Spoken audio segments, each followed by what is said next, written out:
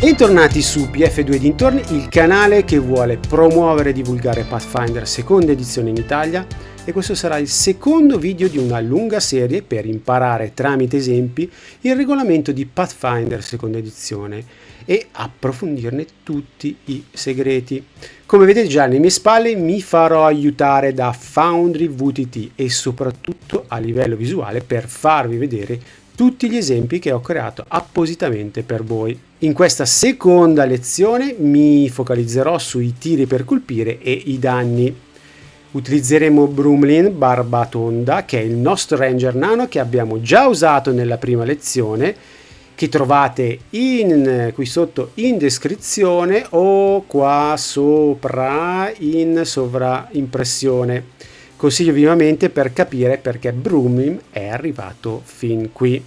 Se invece avete già visto, sapete bene che Brumlin ha trovato nascosto nella foresta un pericoloso leone e da qui iniziamo. È importante dire che fino a qui abbiamo utilizzato la modalità esplorazione che si svolge nell'arco di minuti e ore nel tempo di gioco. Di solito usi la tua velocità di viaggio se ti muovi o ti impegni in attività di esplorazione, come quella che ha fatto Brumlin all'inizio della lezione 1, quindi ricerca, andando a seguire le tracce del leone fino a trovarlo. Poi vedremo che si andrà a iniziare una modalità di incontro che è altamente strutturata e la maggior parte usata per i combattimenti o situazioni stressanti, e non ultima è la modalità pausa che avviene nell'arco di giorni. Voi potreste fare dei soldi, quindi trovare lavoro, allenarvi o riaddestrarvi in alcune abilità e molte altre cose. In queste tre modalità vedremo nel dettaglio in un'altra lezione quali sono tutte le azioni più interessanti che potete intraprendere nelle diverse modalità. Adesso passiamo a una modalità incontro. Nelle lezioni un po' più avanzate vedremo come passare da una situazione all'altra. Ci sono diverse cose da considerare e il GM ovviamente prenderà in considerazione quando entrare. In questo caso il GM ha deciso che è sicuramente un incontro, il leone è ostile, quindi si deve tirare per l'iniziativa. Nel caso di Pathfinder seconda edizione l'iniziativa si tira sulla percezione. Metteremo entrambi all'interno dell'incontro, entrambi vedrete che tirano un tiro percezione. Anche qui gli stessi modificatori che abbiamo considerato in lezione 1 sono gli stessi. Tiriamo per il leone, il modificatore in questo caso per il leone è untype unicamente perché è settato all'interno della scheda, ma quello che è interessante fa un grasso 1 e invece la percezione, quella dell'eroe, vedete che tiene le stesse configurazioni dei nostri tiri di abilità, quindi c'è l'attributo, in questo caso percezione è su saggezza, abbiamo le competenze, nel nostro caso Brumlin è esperto e ha quindi un +9, e qua vedete le varie cose di circostanza che possiamo accendere e spegnere. In questo caso non possiamo usarne queste tre, quindi tiriamo unicamente, ma tenete conto che ci sono anche altre abilità e talenti che vanno a incrementare i bonus all'interno della percezione. In questo caso tiriamo 21, iniziamo lo scontro. Andiamo a vederlo meglio quando parleremo nel dettaglio dell'incontro e cosa può fare Brumlin. In questo caso ci focalizziamo unicamente sui diversi tiri che l'eroe può fare e come farli. Successivamente andremo nel dettaglio, quindi partiamo molto, diciamo, ad alto livello per darvi pian piano più dettagli per voi e entrare meglio nel gioco. Questo è un po' anche il significato di fondo di queste lezioni, pian piano introdurvi, non dandovi tutte le informazioni insieme.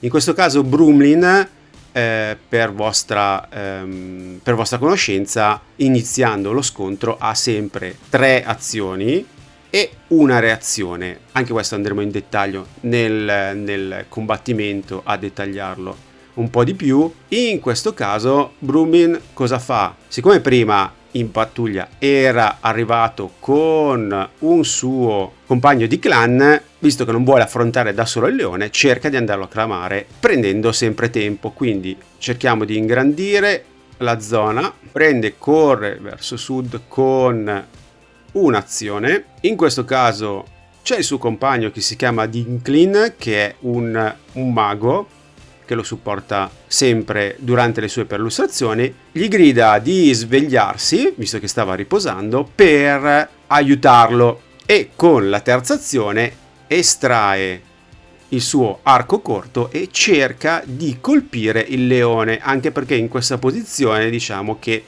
lo vede molto bene, anche se è fra gli alberi. Anche qui tutta la parte di copertura andremo a dettagliarla, ma in future lezioni. In questo caso diciamo che lo vede, ha la linea di vista, lo vede benissimo e quindi non ha nessun malus. Solo per vostro dettaglio, lui riesce con la singolazione a un'abilità di estrazione rapida, quindi con una singolazione estrae l'arco e colpisce il nostro, va a cercare di mirare il leone e colpirlo. In questo caso abbiamo già impugnato l'arco corto, tiriamo per colpire e vedete che il tiro per colpire con armi a distanza è dato dal nostro attributo modificatore, che è destrezza, che il nostro Brummin ha +4, e la competenza, che anch'essa è esperta. Anche qui non dà segnali di modificatori, però dopo ne vediamo uno in particolare. In questo caso tiriamo, viene colpito a malapena e vedete che qua ha una sorta di incremento della distanza di 60 piedi. Cosa vuol dire questo? Vuol dire che se Brummin si trova a più di 60 piedi, tra 60 e 120 piedi, avrà un malus di -2, e questo per ogni incremento fino al 5 volte tanto, dove avrà un -10. Quindi dopo quella distanza lo strumento diventa praticamente inutilizzabile. In questo caso era all'interno del range, solo per farvi vedere, quindi è all'interno dei 30 piedi. Possiamo usare anche il nostro righello, eccolo qua, e quindi tira, colpisce. Come vedete ci sono tutti i modificatori del caso, e anche una cosa interessante soprattutto per i danni è che se avesse fatto più di 10 nel colpire avrebbe utilizzato il tratto Deadly, che è mortale, quindi avrebbe aggiunto ulteriore di 10. Tiriamo per i danni, facciamo unicamente 3 dadi di danno, con anche per ogni arma e per ogni incantesimo c'ha una propria tipologia di danno che cambia. In questo caso è un colpo, un danno penetrante. Diamo 3 danni al nostro leone e Brummin ha finito. Dinklin, sentendo la voce del compagno, facciamo tirare anche lui, lo mettiamo all'interno del combattimento e gli facciamo tirare iniziativa a 20. Visto che era sdraiato e si stava riposando, si rialza con un'azione, dice al compagno che ha visto il leone e tenta di aiutarlo. Quindi Dinklin si alza, si muove per vedere meglio il leone dalla copertura e dice che aiuterà ad alta voce Brummin e di tenersi lontano da quel leone. In questo caso cosa succede? Dinklin, essendo un mago, vuole lanciare un incantesimo da distanza.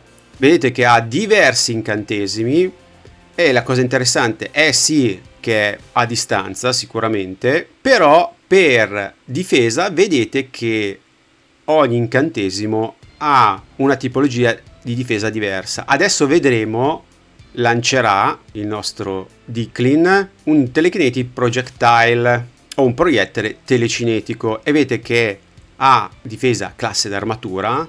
Quindi vuol dire che deve fare un tiro per colpire verso il leone contro la sua classe d'armatura come classe difficoltà.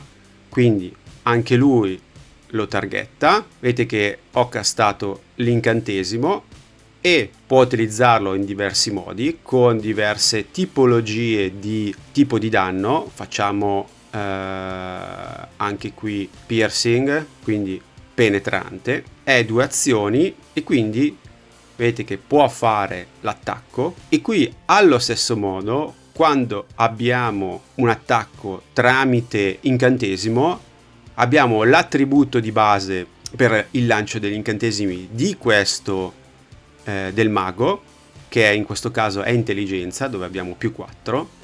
Abbiamo la competenza del mago nel lanciare gli incantesimi, che è addestrato, che è più 7, e poi diverse, come abbiamo già detto, bonus e penalità che appaiono secondo la circostanza. In questo caso castiamo, vediamo che, come abbiamo detto, ci sono 4 tipologie di risultati e questi risultati sono per tutti.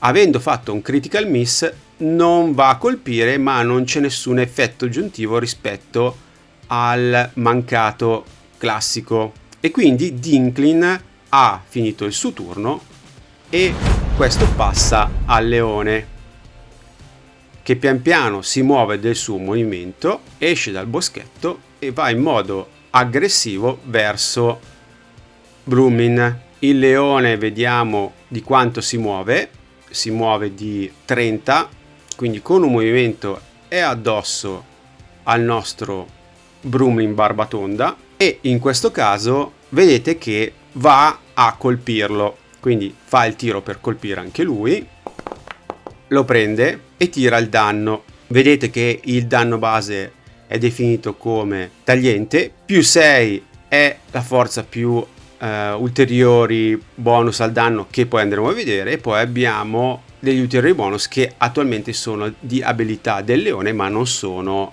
abilitate. Quindi in questo caso vado a tirare e in questo vado a segnare i 7 danni su Brumlin, che prende una bella botta. Il leone va a fare il suo secondo attacco e qui troviamo una novità, perché in Pathfinder seconda edizione si può fare l'attacco multiplo.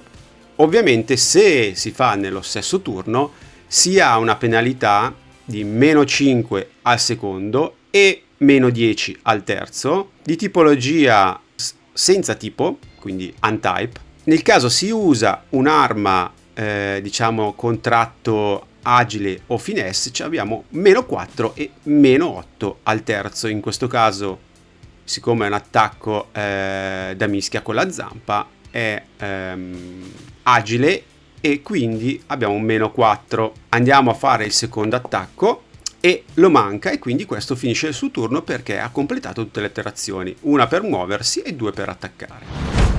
A questo punto di vista Brumlin si sente un po' messo alle strette, butta per terra l'arco, che è un'azione gratuita, quindi lo lascia, fa drop e prende in mano la sua ascia a 2 mani. È un'ascia nanica che può essere impugnata sia a una mano che a 2 mani. In questo caso utilizza sempre la sua abilità estrazione rapida e va a colpire il leone. Qua vedete che per il corpo a corpo l'attributo che si può e che si deve utilizzare è quello di forza. In alcuni casi con le armi con il tratto agile o finesse potete andare a utilizzare la destrezza, la competenza nell'arma che state utilizzando. In questo caso Brumlin è esperto. Allo stesso modo, quando prima ha utilizzato l'arco era la stessa competenza, e poi abbiamo un +1 per la potenza dell'arma che è magica, quindi tira. E in questo caso vedete che il risultato è, senza farlo apposta, è critical hit, quindi ha superato di più 10. E in questo caso cosa succede quando facciamo danno e facciamo critico rispetto a un tiro per colpito normalmente? Tiriamo critico. Cosa vuol dire? Vuol dire che raddoppiamo il danno, quindi tiriamo 2 volte, moltiplichiamo per 2 il danno base. e vedete che il calcolo è già fatto qui, lo trovate sulla destra in alto, e stranamente ci sono 2d12 più 3 per 2, quindi tutto il risultato è moltiplicato per 2 facendo 38 danni. In questo caso perché ha tirato 2 dadi da 12 Brumlin? Perché la sua ascia nanica, oltre che essere magica con più 1, ha la runa di quello che si chiama Striking, che in italiano è la runa poderosa. Cosa vuol dire questa? Che tira il doppio o 2 volte il dado dell'arma, che in questo caso, se presa a 2 mani, diventa da un dado da 12 con la runa a 2 dadi da 12. Quindi in definitiva il calcolo del danno è formato da il danno dell'arma più la forza, ovviamente più bonus e penalità varie che si possono applicare in questo contesto. Per quanto riguarda le armi da corpo a corpo, invece, come abbiamo visto in precedenza per le armi o da lancio o da gittata, allo stesso modo, se è da lancio, aggiungo anche la forza, quindi come un'accetta da lancio, oppure se è un'arma da distanza, come l'arco che è autorizzato prima Brumlin, non aggiungo la forza. Unicamente se ci sono armi, quelle che si dicono propulsive, come l'arco composito, aggiungo metà della forza, più bonus e penalità varie. In questo caso, allora, applichiamo il danno al leone e passiamo a Dinklin. Dinklin in questo caso vede che il leone è allo stremo, quindi utilizza come sua prima azione un Spell Shape che praticamente prepara un incantesimo per essere meno letale, quindi acquisisce il tratto non letale in questo caso, per ovviamente non farlo diventare morente se va a terra. Poi vedremo nella prossima lezione cosa vuol dire morente, andare a terra e morire in Pathfinder seconda edizione. Nel caso in cui magari Brumlin con la sua arma, se non ha il tratto non letale, deve avere un malus di circostanza di -2 per diventare non letale, nel senso per cercare di prendere magari di piatto o in qualche modo in punti non letali al leone. In questo caso tutti gli incantesimi sono letali e quindi utilizza una metamagia per farlo diventare non letale. Prima abbiamo detto che esistono diverse tipologie, due tipologie di incantesimi offensivi, uno basato sulla classe di difficoltà come difesa e l'altro sui tiri salvezza, e in questo caso facciamo vedere che utilizzerà un incantesimo, lo casterà sul nostro leone, ovviamente è non letale, dove il leone dovrà fare un tiro salvezza. Per ogni incantesimo c'è una tipologia diversa, quindi in questo caso riflessi vuol dire che il leone sta cercando di schivare, quindi utilizza i suoi riflessi per schivare. In questo caso ce la fa, tiriamo i danni lo stesso, perché in questo caso farà la metà dei danni al nostro leone. In caso di successo critico non farà nessun danno, quindi anche in questo caso state attenti, perché questi incantesimi fanno sempre danno rispetto a un tiro anche di successo del vostro avversario. Quindi leggete bene quelli che sono i dettagli del vostro incantesimo. In questo caso vedete, oltre a applicare il danno, abbiamo anche un danno persistente. Ovviamente leggendo vedete che prende metà del danno e nessun danno persistente, e lo muove in direzione dove voglio di 5, quindi lo allontana da Brumlin. Quindi questo è anche un ottimo incantesimo di difesa per far perdere ulteriori azioni al nostro leone per avvicinarsi a Brumlin. Nel caso l'avesse fallito, prendeva sia un danno, quindi tutto il danno, ma anche il nostro danno persistente, muovendolo di 10, quindi 2 quadretti.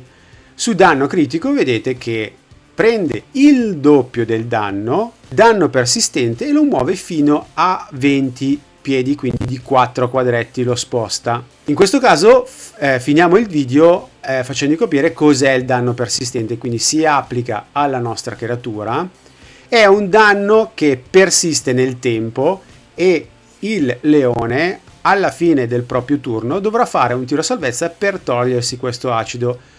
Esistono diverse tipologie di danno persistente, per esempio il sanguinamento è un qualcosa che è lungo i diversi round e lo vedremo nel dettaglio anche come toglierlo prima del previsto nei prossimi video. E con questo concludo, spero che vi sia piaciuto, mettete like e alla prossima lezione. Ciao a tutti!